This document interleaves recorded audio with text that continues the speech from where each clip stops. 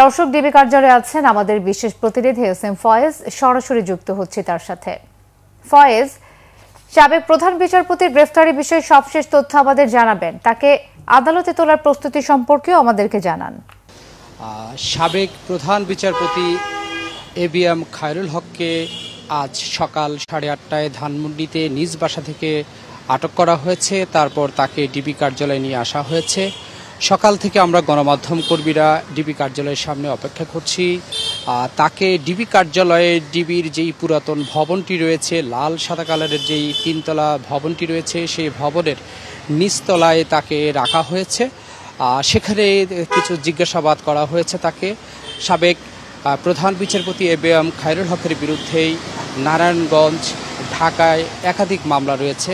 নারায়ণগঞ্জে তার বিরুদ্ধে যে মামলাটি হয়েছে, সে মামলাটি হয়েছে সাবেক বিচারপতি থাকাকালীন অবস্থায় রাষ্ট্রের ক্ষমতাকে অপব্যবহার করে, নিজের ক্ষমতা বলে জাল জালিয়াতি করে তত্ত্বাবধায়ক সরকার বাতিল করে যে রাজনৈতিক সংকট তৈরি করেছে, সেই সংকটের কারণে তার বিরুদ্ধে নারায়ণগঞ্জে মামলা হয়েছে।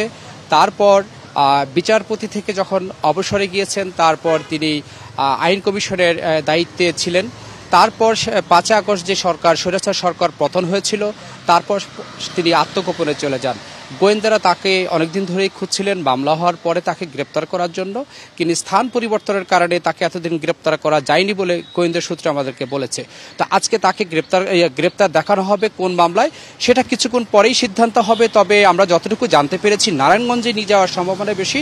সেখানের মামলায় তাকে গ্রেপ্তার দেখাবে এবং রিমান্ডে আনা হবে।